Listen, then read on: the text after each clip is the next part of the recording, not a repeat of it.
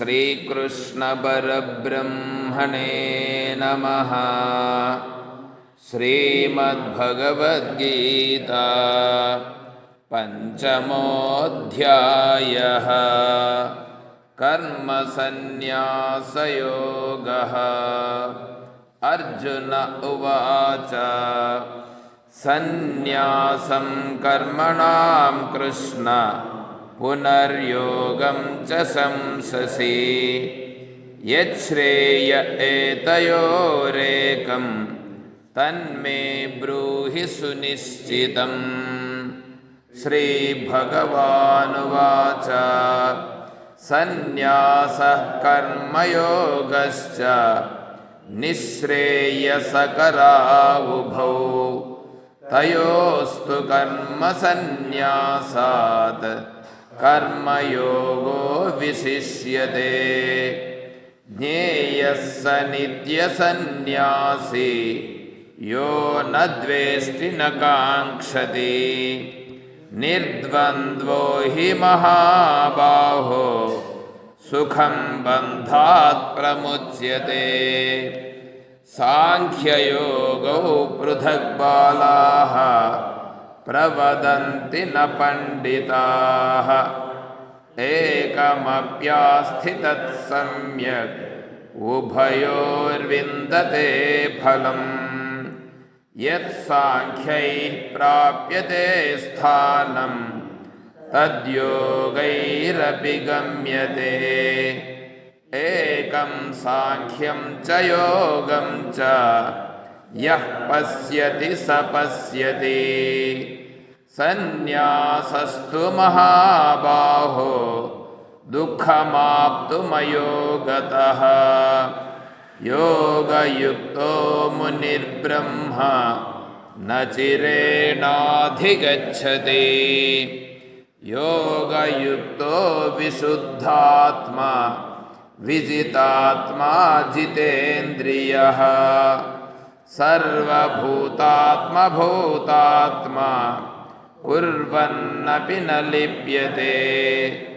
नैव किञ्चित् करोमीति युक्तो मन्येत तत्त्ववित्। पश्यन् शृण्वन् स्पृशन् जिघ्रन् अस्नन् गच्छन् स्वपन् श्वसन् प्रलपन् विसृजन् गृह्णन् उन्मिषन् निमिषन्नपि। इन्द्रियाणीन्द्रियार्थेषु वर्तन्त इति धारयन् ब्रह्मण्याधाय कर्माणि संगं त्यक्त्वा करोति यः लिप्यते न स पापेन पद्मपत्रमिवाम्भसा। कायेन मनसा बुद्ध्या केवलैरिन्द्रियैरपि योगिनः कर्म कुर्वन्ति संगं त्यक्त्वात्मशुद्धये। युक्तः कर्मफलं त्यक्त्वा शान्तिमाप्नोति नैष्ठिकीम्। अयुक्तः कामकारेण फले सक्तो निबध्यते। सर्वकर्माणि मनसा सन्न्यस्यास्ते सुखं वशी। नवद्वारे पुरे देहि नैव कुर्वन्न कारयन्। न कर्तृत्वं न कर्माणि लोकस्य सृजति प्रभुः। न कर्मफलसंयोगं स्वभावस्तु प्रवर्तते। नादत्ते कस्यचित् पापं न चैव सुकृतं विभुः। अज्ञानेनावृतं ज्ञानं तेन मुह्यन्ति जन्तवः। ज्ञानेन तु तदज्ञानं येषां नाशितमात्मनः तेषामादित्यवज्ञानं प्रकाशयति तत्परम्। ತದ್ಬುದ್ಧಯಸ್ತದಾತ್ಮಾನಃ ತನ್ನಿಷ್ಠಾ ತತ್ಪರಾಯಣಾಃ ಗಚ್ಚಂತ್ಯ ಪುನರಾವೃತ್ತಿಂ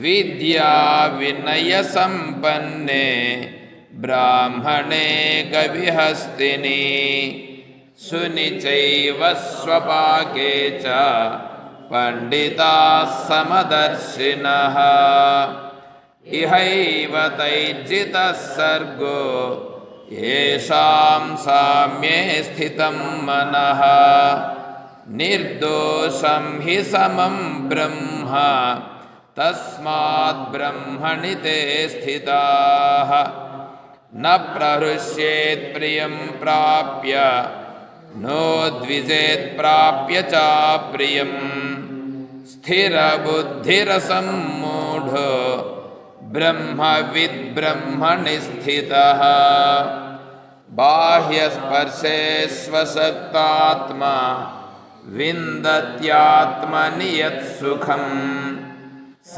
ಬ್ರಹ್ಮಯೋಗಯುಕ್ತಾತ್ಮ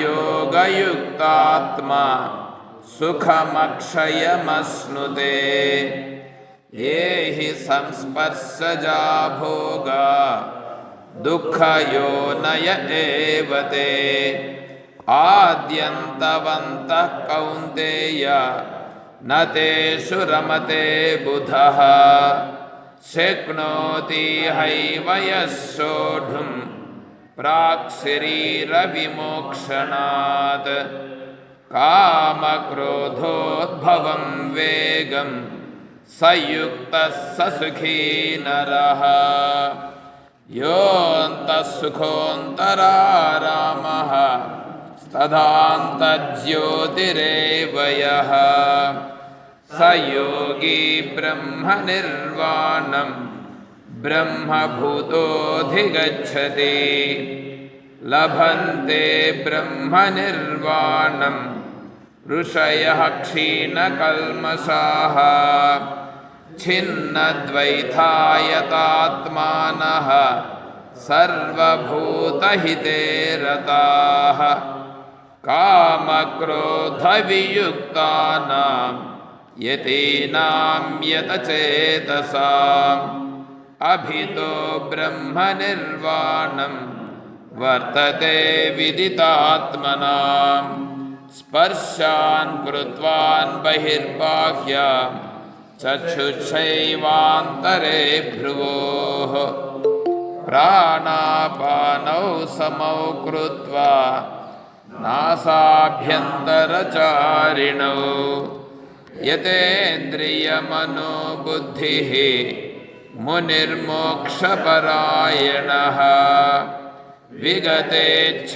ವಿಗತೇಚ್ಛಾಭಯಕ್ರೋಧೋ ಯಃ ಸದಾ ಮುಕ್ತ ಏವ ಸಃ ಭೋಕ್ತಾರಂ ಯಜ್ಞತಪಸಾಂ ಸರ್ವಲೋಕಮಹೇಶ್ವರಂ ಸುಹೃದಂ ಸರ್ವಭೂತಾನಾಂ ಜ್ಞಾತ್ವಾ ಮಾಂ ಶಾಂತಿಮೃಚ್ಛತಿ ಓಂ ತತ್ಸದ್ ಇತಿ ಶ್ರೀಮದ್ಭಗವದ್ಗೀತಾಸು ಉಪನಿಷತ್ಸು ಬ್ರಹ್ಮವಿದ್ಯಾಯಾಂ ಯೋಗಶಾಸ್ತ್ರೇ ಶ್ರೀಕೃಷ್ಣಾರ್ಜುನ ಸಂವಾದೇ ಕರ್ಮಸನ್ಯಾಸಯೋಗೋ